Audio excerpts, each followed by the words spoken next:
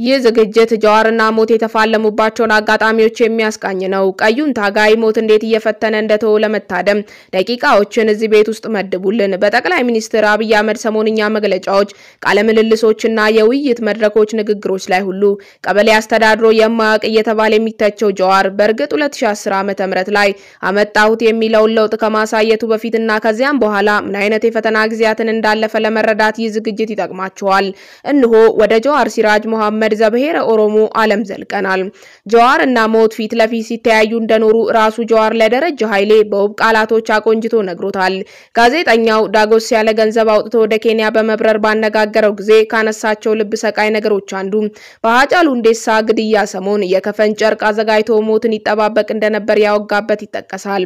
አኳኋኑ ኤልያስ መልካ ከሞት ጋር እጆቼን ዘርግቼ እቀበለው ነበር፣ የውሃ ሽታ ሆኖ ሄዶ በዛው ባይቀር እየተባባለ የተነጋገረ በትን አጋጣሚ ያስታውሳል። የከፈን ጨርቅ በኢትዮጵያ ባህል ሰው ሲሞት በመገነዝ ስነ ስርዓት ውስጥ አስፈላጊ የሆነ ቁስ ነው።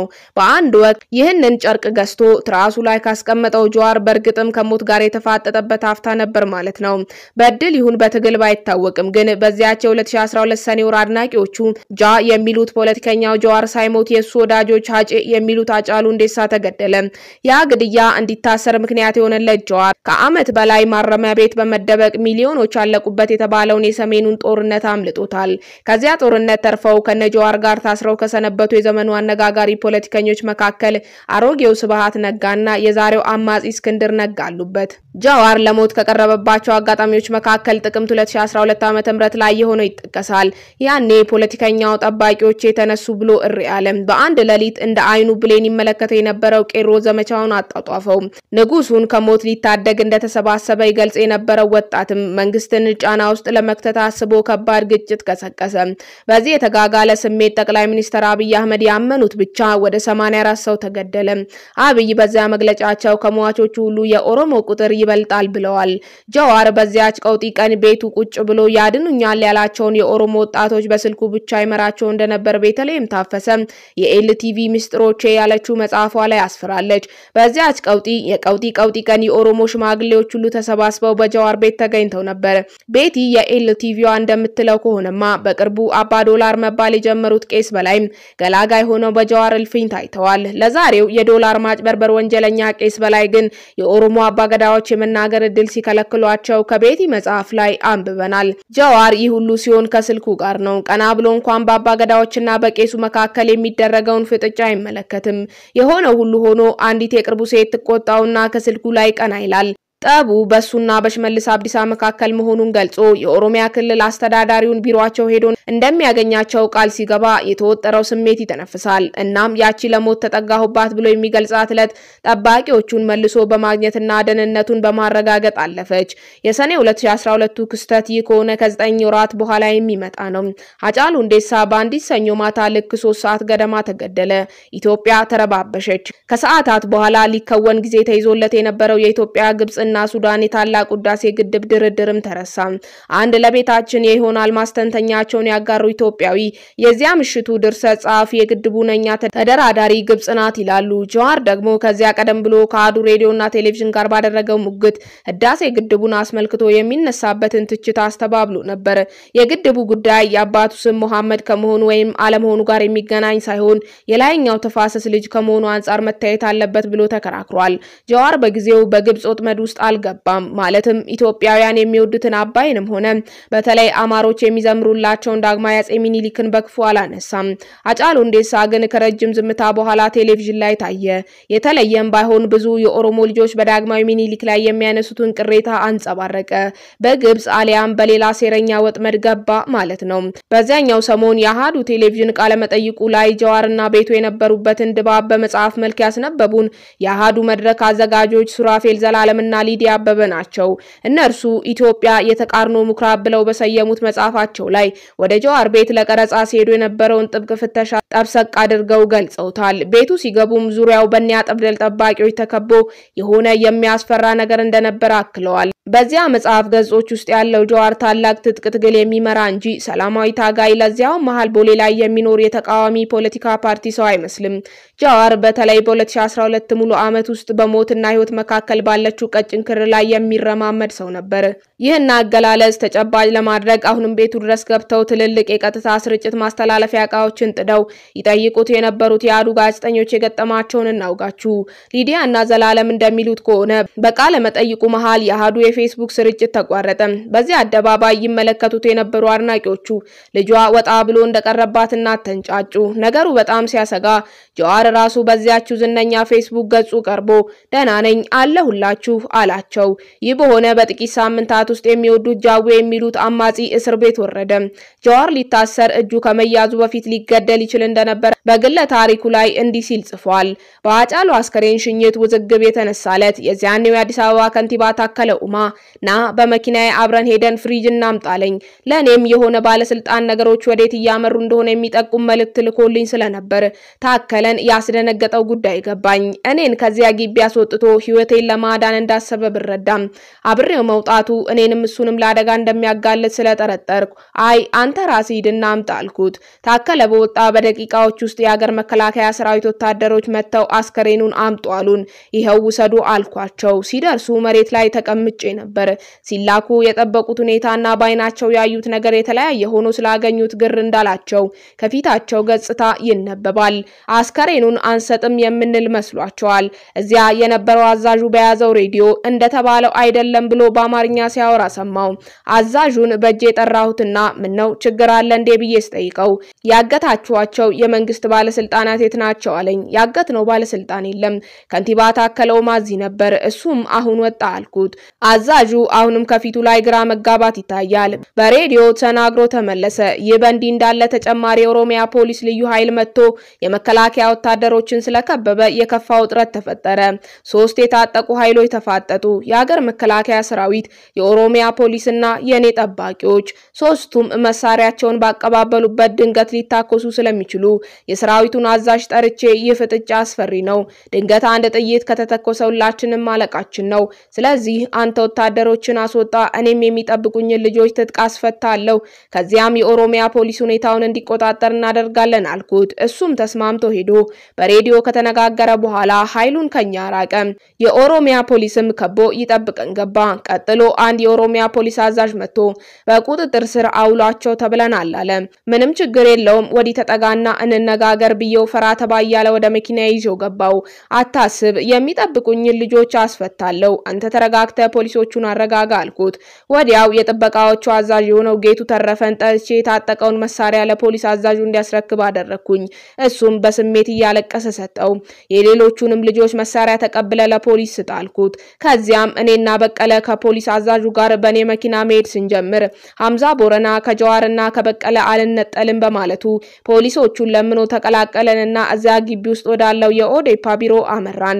እዚያ በረንዳ ላይ ከ3 ሰዓት በላይ ቆየን። መታሰራችን ግልጽ ስለነበር በቀለ እስር ቤት ውስጥ ምን እንደሚጠብቀን ከልምዱ በመነሳት እየነገረን የስነ ልቦና ዝግጅት እንድናደርግ ማስረዳት ጀመረ። አመሻሹ ላይ የፌደራል ፖሊሶች ሊወስዱ መጡ። የኦሮሚያ ፖሊሶችን እኛን ላለማስረከብ ቢያንገራግሩም አረጋግተናቸው ብረት ለበስ በሆነው የፌደራል ፖሊስ መኪና ውስጥ ገባን። ጀዋር በዚህ ችለት እናቱ የሚሳሉላቸው ብዙ አይነት አማልክት ተጋርደውለት እንጂ ሊመታ ይችል ነበር።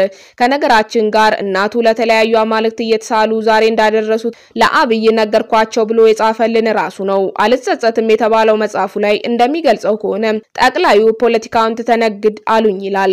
ፖለቲካን በልጅነቱ ከኦነግ ታጋዮች ጋር በጎረምሳነቱ በሲንጋፖር በወጣትነቱ በአሜሪካ እየተዘዋወረ የጠጣው ጀዋር ግን አሻፈረኝ አላቸው። እናም አብይ ለእናት ንገራት እንዳታጣ አሉኝ ይላል ጀዋር። መልሱ ግን እሷ እድሜ ልኬን እንዲህ እንደሆንኩ ታውቃለች። መጀመሪያም አማክሪያት ወደ ፖለቲካ አልገባሁም የሚል እንደነበር ጽፏል። ቀልዱ ያለው ቀጥሎ ነው። ጀዋር እንደሚለው ከሆነ ለአብይ እናቴ ለአቦም ለጣውትም ባሌ ላሉት እስላማዊ አባቶችም ትጸልይልኛለች ብሏቸዋል። እናም አጫሉ የተቀበረለት ጀዋር ከዚያው ሁሉ ጠመንጃ ውስጥ ሾልኮ ታሰረ።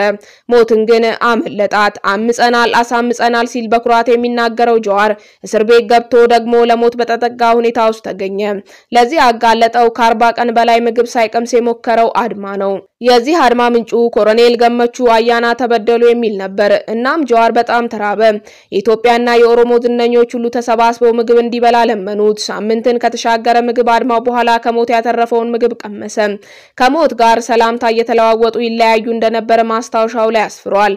ጀዋር ልክ ከዚች የሞት ግማሽ የምትባል እስር ቤት የተባለች ጉድጓድ እንደወጣ በጸጥታ ወራትን አሳለፋቸው። ስለ ህይወት ዳግም አሰላሰለ ማለት ነው። ሌላኛው የደህንነት ስጋት አደረብኝ የሚለው ወቅት ከኢትዮጵያ ጠቅልሎ የወጣበት ጊዜ ነው። እንግሊዝ የምትቆጣጠረውን ቢቢሲ በአንድ ቃለ መጠይቁ በአሁኑ ወቅት ኑሮ ኬንያ ውስጥ ነው ያደረከው፣ ኢትዮጵያ ውስጥ ለመኖር የደህንነት ስጋት አለብህ ወይ ብሎ ሲጠይቀው ለስጋት ብቻ አይደለም፣ አንደኛ ለስራዬ እዚህ ይሻለኛል፣ ሁለተኛ ከእስር ቤት ከወጣው በኋላ ወደ ኢሬቻ ሴት ጠባቂዎችን አዋክበው በሙሉ አሰሯቸው።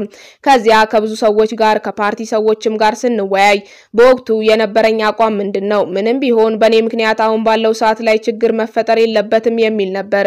ስለዚህ እነዚህ ሰዎች እኔን ተተናክለው ነገሮችን ማባባስ የሚፈልጉ ስላሉ የሚሻለው ምንድነው ብለን ወደ ናይሮቢ መጣው።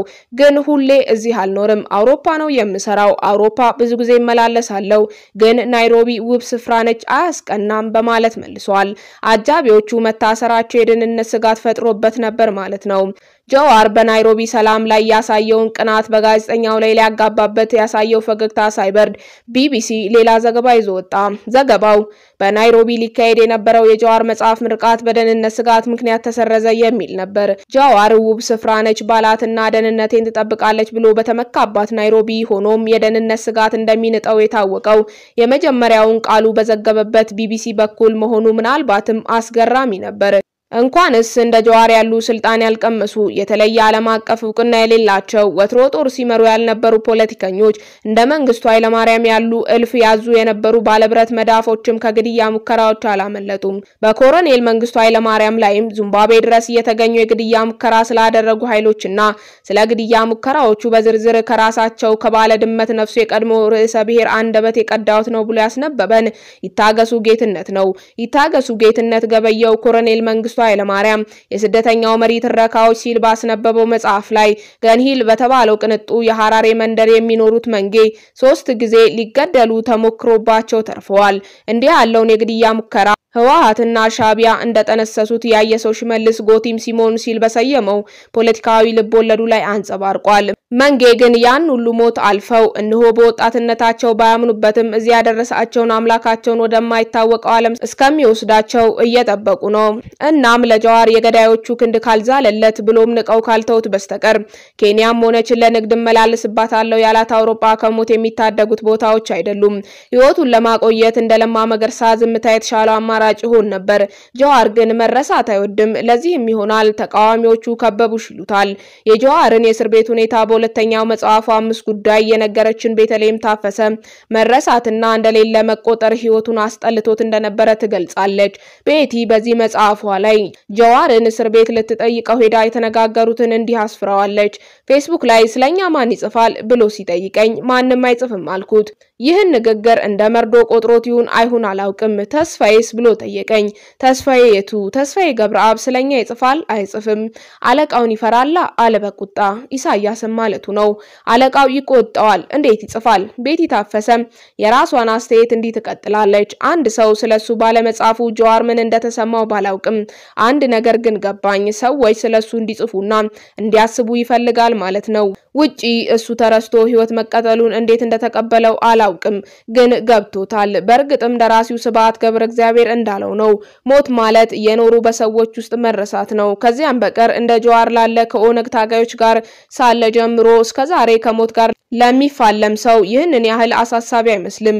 ሌላኛው ደራሲ በዓሉ ግርማስ ሞት ለኔ ምንም አልነበረም ሆኖም አያውቅም። ትኩስ ዜና ከማጣት አበቦችን ካልማየትና የቆንጆ ሴት እጅን ለመንካት ካለመቻል የበለጠ ስቃይና መለየት ምን ይኖራል? ሞት ትርጉም ሰጥቶኝ አያውቅም። ምናልባትም እድሜ ስላልተጫነኝ ይሆናል። ሞት ሲቃረብ ምናልባት ሐሳቤ ሳይለወጥ አይቀርም አላውቅም አሁን ግን ሞት ሩቅ ሆኖ ነው የሚታየኝ ምን የሚያሰጋ ነገር አለ ከሞት ሁለት ነገር ብቻ ያሰጋሃል መንግስተ ሰማያት ትገባለህ ወይንም ገሃነም ትወርዳለህ እንዲህ ያለ ነገር ካለ ማለቴ ነው መንግስተ ሰማያት ከገባ ምንም የሚያሰጋ ነገር የለም ገሃነም ከወረድክም የሚያሰጋ ነገር የለም ከጓደኞች ጋር እጅ ለእጅ ስትጨባበጥ ለስጋት ጊዜ አይኖርህም አላለም ብሏል ለዛሬ በቃን ቸር ያቆየን